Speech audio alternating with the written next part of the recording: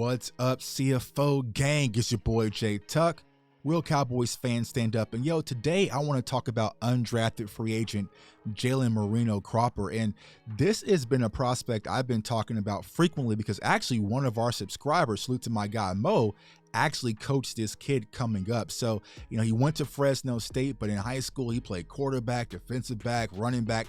He played a lot of different positions, but he's 5'11", 172 pounds, ran a 4.4 40 at the combine, but he was highly targeted at Fresno State. And you go back to Jake Haener, Jake Haener had a high QB rating when targeting Jalen Moreno-Cropper. So I feel like this is going to be a wide receiver that a lot of Cowboys fans are going to be excited to see once we get to camp. Now, traditionally, consensus, they had about a 5th round grade on him.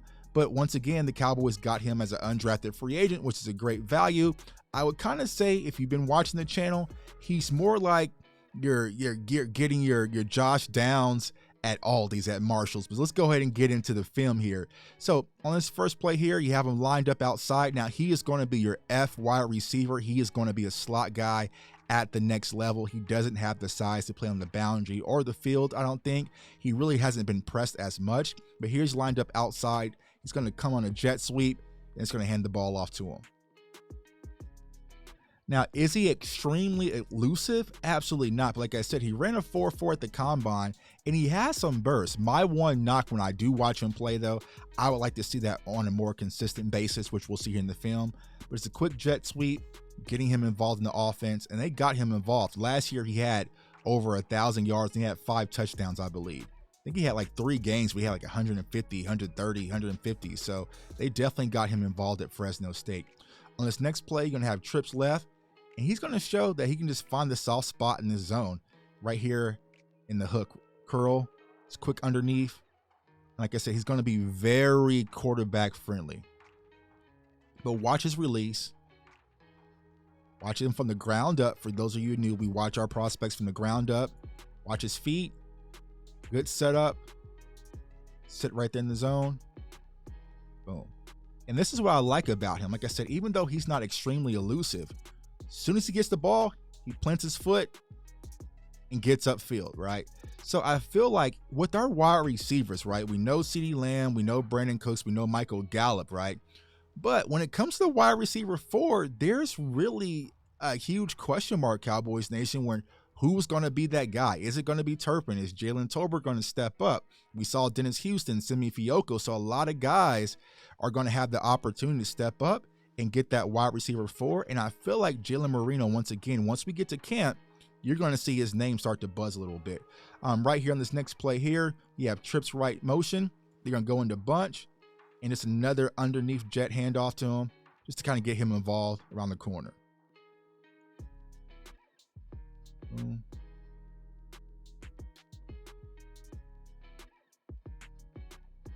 Yeah, so you don't see extreme burst around the corner, right? Like, giving the ball to Devontae Turpin. But this is going to be a wide receiver. When the Cowboys really watch this film, they see him utilized in a lot of different capacities, which I think is what piqued the scouts' interest, especially Mike McCarthy.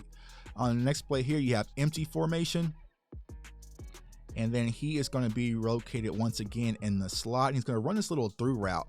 Now, he's going to get the step on this defender, right? And when you first watch it, it's going to feel like, he dropped it, right? But good setup coming off.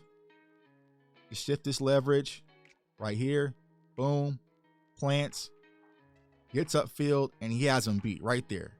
So when you watch it, it's like, he dropped it, right? He didn't really make the play.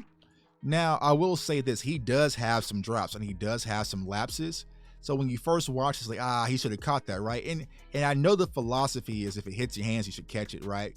But what I want you guys to really watch it is from this angle here, from the back angle here. And can't see him until he actually releases. But I feel like Haener did a bad job of placing this ball because he's placing it out near the boundary, right? So you have to battle with the boundary. This should have been led more towards the pylon. We got all that green, so it sailed a little bit. So, I'm not going to put all the blame on Jalen. Some of it's on the quarterback. Like this is going to be hard to make a play anyway, so you probably have been out of bounds, right? So, it's just one of those things where I feel like if you were just kind of push the ball upfield, for those who play Madden, you want to put your cursor up this way, right? And I feel like he would have definitely made a play on the ball. But on this play right here, he runs it back. Once again, he's lined up in the slot. And just a quick seam route. Bust the zone. He's wide open. Boom. Right at the seam. Touchdown. So, like I said, I feel like he is going to be a very Dak-friendly wide receiver. And once again, what we have to remember, y'all, Kellen Moore is gone. So, I don't think that Mike McCarthy's going to have a lot of these confusing option routes. If it's the traditional West Coast offense, a lot of it's going to be based off of concepts versus the option route. So you're going to see a lot of these younger wide receivers get the opportunity to use their God-given ability and just go play football without all the thinking that Kellen Moore's offense really required from our wide receiver core. Right here, you have him bunch right. It's going to be this little deep crosser. Now, the ball doesn't come to him. The ball doesn't come to him. But if the quarterback was a little bit more patient, which we'll see right here, there was an opportunity for a play, right? So right now, I think Hayner's already trying to fit the ball in between these two defenders and referees. There's too much mess going on right there. So he does it, right? He fits it right between to find that wide receiver. But if you look at Jalen, if he was patient and just held on, you have this cornerback he's pulled, this safety is already coming down. If you would have went this way, you would have had all this green upfield to actually make a play. So I'm not going to put this play on Jalen, but I kind of wanted to show, his release. Now I will say this, I call him kind of a, Marshall's version of Josh Downs.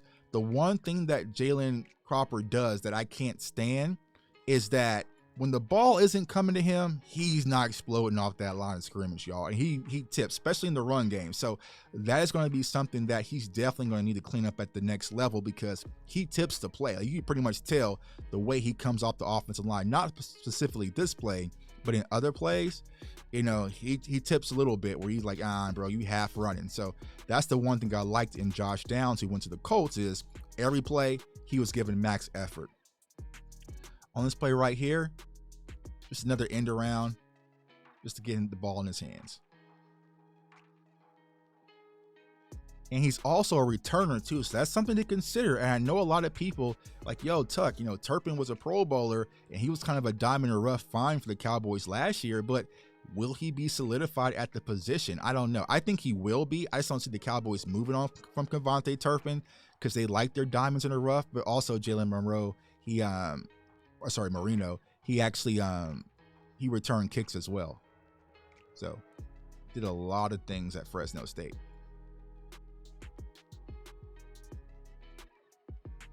So this is where it gets bad, right? And this is where the lapses and the focus is really coming into play. So this is a quick little out route, puts the money on the floor, right? So these are things that can't happen at the next level.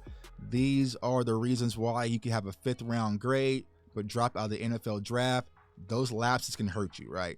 So he has to clean that up. He had a lot of drops and a lot of lapses, but at the next level, he's going to need to clean that up. And I feel like he can, right? I feel like if he's coached up and he has that, consistency, I think the Cowboys are going to keep him on the roster.